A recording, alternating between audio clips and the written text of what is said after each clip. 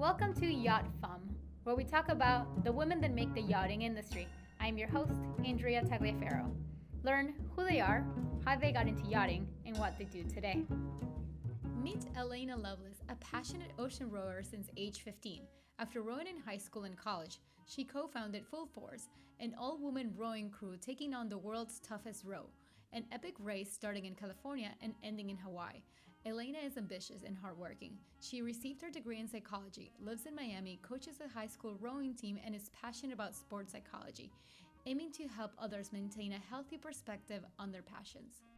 Hi everyone, welcome back to Yacht Femme. I am here with Elaina. This is a very special episode and you'll learn why. She's in yachting with the help of you guys. She's doing an amazing project, but she's mainly doing a historical change for women in the maritime industry. And I could not be more thrilled that we can catch her before she launches in a week. And I'm not going to give it any more away.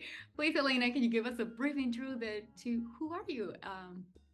Yeah, hi guys. My name is Elaina Loveless. I'm with a team called Foarce. We are an ocean rowing team rowing from Monterey, California to Honolulu Bay in Kauai, Hawaii. This June, the race start is June 8th, so it's quickly approaching. But we are currently fundraising, training still for the next month, getting ready for the crossing. It is an ocean row, so no sails, no motors, just human power to cross the Pacific. Wow. Um, Question I think everybody's thinking, how long is that in distance and how long does the race take? How many days takes Yeah, for you? absolutely. So it's 2,800 miles and it takes world record is around 34 days, but can take up to, I think, 55. But it also depends on the size of the boat. So we're a four-person women's team. So we're hoping to go under 40. Wow. Oh, if you missed that, that was an all females crew. Okay. So excited for this. Can you tell us how did you get into that? How did you start rowing? Yeah, so when I was 15, I had been playing hockey for many years, and I decided to do something different for the summer. I joined a rowing team out in Idaho, actually, of all places. And I was like, wow, you know what? It's not that bad. Going through the winter, I kept playing hockey. That next summer, ended up going to some different teams and camps throughout the summer, and I stuck with it. Now it's almost 9 years later, and honestly, it's kind of my life. It's my passion. I rode through college for Northeastern in Boston, and it was just such an honor to be able to be a part of a D1 team that, you know, really just had each other's backs. And what I love about the sport is the fact that the community it brings. And so out of college, it's like, oh my gosh, I don't want to lose that community. I really just want to stay in the sport somehow. And that's when I met Cassidy, Laura, and Kate, and we were all kind of that same mindset of we just want to have an experience with other women in sports and continue that friendship that you get in camaraderie with high school and college. Well, I'm sure you get really tight if you're talking about a race that's 30 to 60 Yeah. days. Yeah. But we've done a lot of mental prep, the conversations we've had, things that you don't really talk with people about till about 2, 3 years into friendships. We got it out in the first month, just dig right in. That seems like almost like this is very foreign to me, but I've seen a lot of TV shows about astronauts, and there's like a lot of mental health, mental preparation because they're like confined with these people and they're like their family for a very long time. So, can you touch on that? What would that even look like to ingrain yourself as this team? Yeah. So, well, it started with us taking some Myers-Briggs tests, the personality tests online, Mm, because we were like, I feel like we need to dig deeper in figuring out what each other's fears are and how we handle stress in situations of fight and fight or flight. What are you more prone to? So we ended up taking this test and we've gone through, several different ones, but what was fascinating and it wasn't easy finding teammates. The process of finding teammates mhm. does take quite a bit of interviewing, conversations that are awkward, hard to have. But we took these tests and we realized that me and my three teammates actually all fall in the same category of campaigners, if you know much about that, of people that don't really have much of a flight. We're super fighter oriented in terms of how we handle stress, different things like that. So those are the conversations of how it started, getting to know each other. From that, we met a guy named Jono who's in Hawaii. Hey, Jono. Mhm. amazing. And he's really helped us kind of break some barriers, talk through things. It's basically we go to his house. He has a sauna, an ice bath. We do some training in that, and just different conversations and things he's brought up have sparked conversations within us of being like, wow, yeah, when we're out there and it's day 10 and we're just getting into the grind of it, what are going to be the difficulties that we experience? Who's messier, who's cleaner, who should live in which cabin with who, so you don't, tear each other's head off on day 20. Um, but yeah, it's kind of been a long process of getting to know each other. I mean, in the beginning, it was definitely like political, religion, all those things that people might be sensitive to, just kind of getting it out front and being like, hey, well, actually, I don't really care. You can believe what you want as long as you don't care what I believe. We have a great understanding there. So I'm pretty excited about the fact that we've had the opportunity to have these conversations and it's been so productive. I know some teams have really struggled with finding teammates that have an understanding and respect for each other, and they don't need to have everything perfect. So, Jono, random conversations, it's kind of just all come together in last year. So how long has it been since you found your teammates and now you're ready for this journey? Yeah, so I have known about ocean rowing since I was in high school. I remember learning about it back then and being like, oh my goodness, I have to do this. But there's no way I was going to do it in high school. Then I went to college, and you can't really row in college and do something like this. So I was like, okay, I'll put it on the back burner till after college. I graduated, and immediately I was like, yep, this is the path I'm going down. So I signed up, I think it was July of 2022. From there, I met Cassidy, and Cassidy and I had both been following a team called Lat 35, which got us both kind of sparked an interest in us and be like, wow, we really want to do what they're doing. From that, took us about a year, almost a year, to meet Kate and Laura and get them on board. We had some other people rotate through our team that were amazing and great people, but just kind of realized maybe the row wasn't for them, which is understandable going into this type of competition race. It's not a small commitment or even a trans pack or that sailors do. It's 35, 40 days at sea, possibly more depending on storms, and you have to be pretty fit, mentally stable, and have a variety of other skills and classes that we have to take. So finding the right teammate took a while, but once we did, Kate and Laura were just perfect fit. I'm so happy that you were able to meet a good work, especially because you are mentioning that some other people just don't find their groove, and there is a day that the race happens. So, you just have to be ready. So now that, it's the race is coming soon, when you guys hear about it, we're going to post this episode as fast as we can because I want you guys to be paying attention to the race. What does a day look like for you? I know you are splitting your mind between the race and actually a job. So what would be maybe like a daily, a day in the life? Yeah. Yeah, absolutely. So my day in the lives are pretty consistent. I train in the morning and try to get it over before 9. Depends on what I'm doing. Wake up at 6 or 5:30 to 7, and it ranges every day. I just look at whatever workout our trainer sends us and be like, okay, fit it in this area. So I get my training done in the morning. How long Typically, is that? it ranges, but we've been tapering the last couple of weeks, which has been fantastic. We spent many months doing 2-hour rows on the erg and hour-long rows and 4 by 20 minute steady states and then a weight session. So it really added up. But right now I'm doing max 40 minutes on the erg and a lot of biking and cross training just to keep my body mobile, because don't want to hyperfixate on just erging and then going into a long row, and having the cross training is just good for our mobility. So today I had a 3 by 10 minutes on the bike with some sprints at the end, and then I did a weight session for some of my mobility and training. So it only took about an hour and a half total. Then I have my work. So I do a variety of different things for companies. I help fix websites, do little things like that. I um, field calls for people that at these companies have kind of gotten this little network of people that are like, hey, someone's sick, can you fill in here, can you do this? And I'm like, sure, I'm there. Just because I do need a flexible schedule in order to train for this. I have a variety of networking events and meetings and luncheons that I go to every week for my ocean row, so I can't really have a job that ties you it down, which is the other hard part for a lot of people getting into this. They realize their entire life has to change. It's not just a Mm-hmm. sacrifice for them, but also their family members that might have expectations, So for me, having the flexible job has been amazing. And then every afternoon, favorite part of my day, I get to coach the high school team at Saint Thomas Aquinas. I'm the head coach of the boys team over there. And we actually just started this year. So I end my day coaching them and get home and eat dinner and go to bed.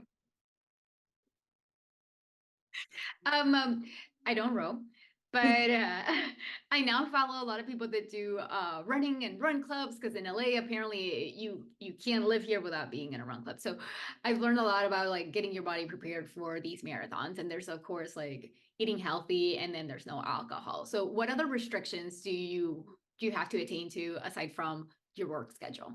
Yeah. So, I mean, for me, I don't drink. I'm just not never really been much of a drinker, and but I do have a pretty strict vitamin schedule I stick to. I mean, I take a lot of magnesium and calcium. Magnesium malate is a huge staple. I actually have I take BCAAs, huge part of my daily things. I take bioglycinate. It just helps with my digestion, getting my body ready dietary supplement wise. And then I do take creatine just a little bit before practice because I don't know. Research shows creatine is not that bad. So I take that. And then I take a lot of oregano just to keep my immune system up. But those are about the five I take. And then just keep on top of my regimen. And I feel pretty good. I think I'm definitely ready for the row. I've kind of been training for it, been in a competitive rower since high school. So didn't really stop after college and just kept going for 2 years. So my body is 100% ready. I have no doubt that my body is. I'm sure that I'll have mental problems out there. Everyone goes into this row being like, oh, yeah, I'm prepared. I've done everything. But the truth is that no one can do this type of expedition across the Pacific, being at sea for that many days in a boat that's not even 5 feet wide, some, areas not able to walk on. Yeah, I think I'm pretty much ready for it. I've done the work physically. Hope I put in the work mentally, but I think we'll find out soon enough. We'll find out soon enough. So, you were telling me before about all these fundraising events. Yes. Aside from getting yourself ready, finding the team, how do you procure the vessel? How much money does it actually take for you guys to do this kind of voyage? Mhm. And how do you actually put it all together? Do you create a business plan? Were you just like lucky that you just had friends and family saying like, yeah, sure, let's go? Yeah, so it was actually such a process when Cassie and I first joined together to create Team Full Force back in August of 2022.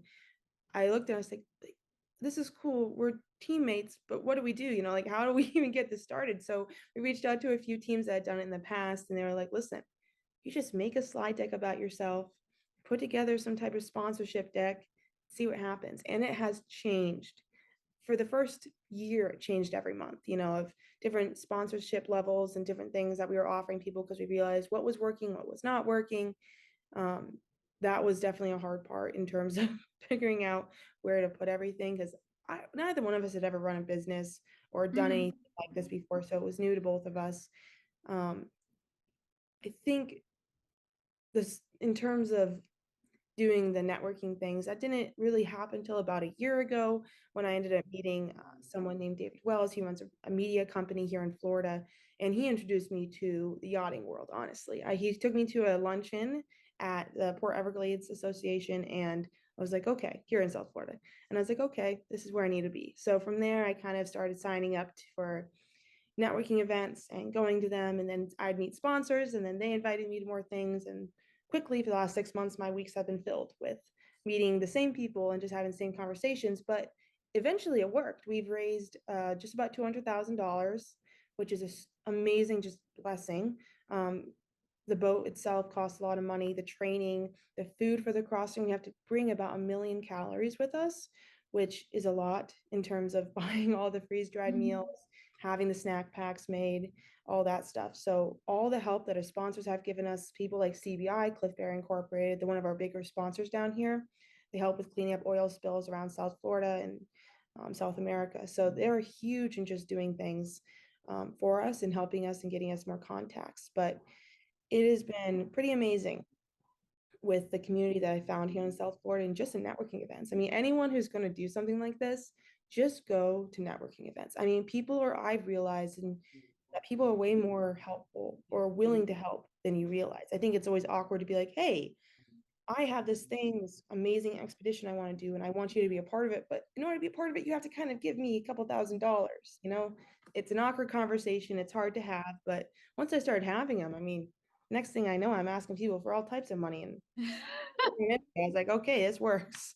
But the two Down charities. the Oh, yeah, down go the ahead. supermarket, you're down the supermarket aisle and was like, yeah, you know what? This seems like a candidate. I'm like, I'm already warmed up. Let's go. No, as soon as I make eye contact with someone, I'm like, okay, they know I'm coming over. I'm about to beeline over there and we're going to have this conversation. But yeah, no, it's been super amazing and incredible community that I found here, support system.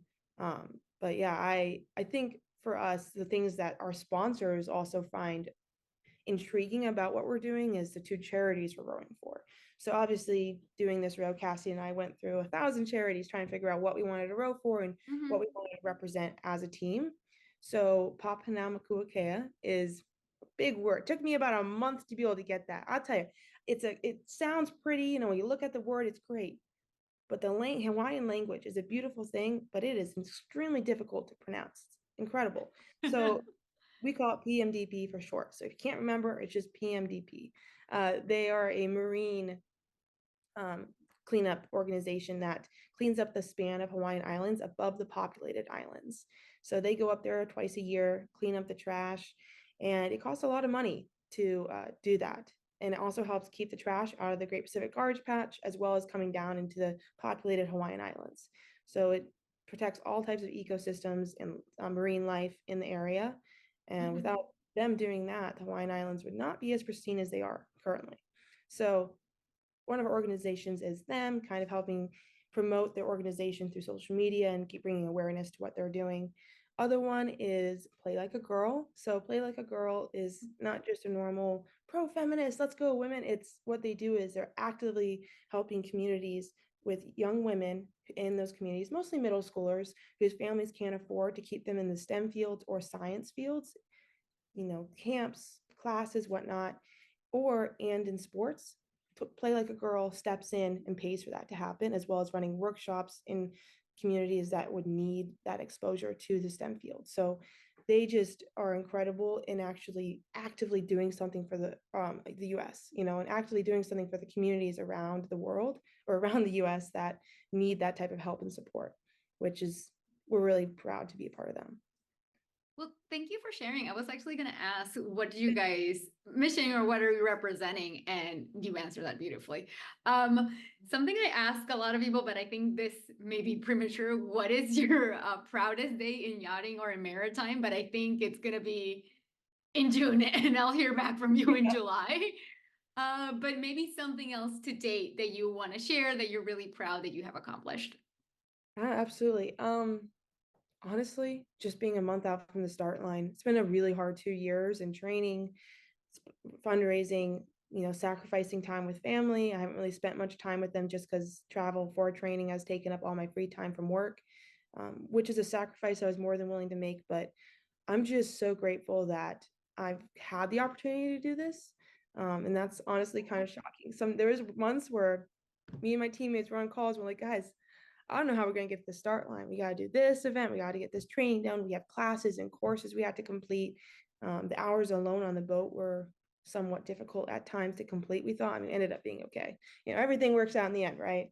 But yeah, the whole process of getting here has just made me extremely grateful for the lessons I've learned along the way, sponsors I've met, people that have just come into my life that would not have come into my life unless I did this. So favorite part is just being where I'm at right now and being amazed that I got here. Well, I cannot wait. Are you guys going to be showing the voyage live? I would assume not, but is there going to be documentation while you're crossing? Yeah, so we actually hired a social media coordinator. Her name's Ellie. She rode across the Atlantic. I don't know if it was this last year or the year before, but she's fantastic. So she's going to be running our social media. doing all of that. And we actually have a beacon on board that we'll be sending things back to her from. We have sat phones on board that we can communicate with our safety officers and weather routers. So we have lots of type of communication. We won't be live streaming. I've actually had that question asked quite a bit, but we will not be live streaming. But we do have something called global services that we're using to send all of our social media content back. So people will be able to follow along on our Instagram page, which is Foarce. Great. Thank you. Leading into the next question is, how can people follow along? Yeah. So once we get going, we'll post this. It's called YB tracking. It's like a yellow little app, and all the teams that will be in our race will also be on that. So you can go on to the app, type in World's Toughest Row Pacific 2024, and the race should pop up. It's 2024. So should pop up. You should be able to see, us there, Team Full Force, and you can follow along. Every 4 hours it updates supposedly. So every 4 hours you can kind of check, oh, where did they move? Oh, they moved 2 miles. Solid. They're really making headway. But yeah, so that's the best way you can follow the actual how fast we're going along. Then social media will be a great way to keep up with us. We have Instagram, Facebook, TikTok.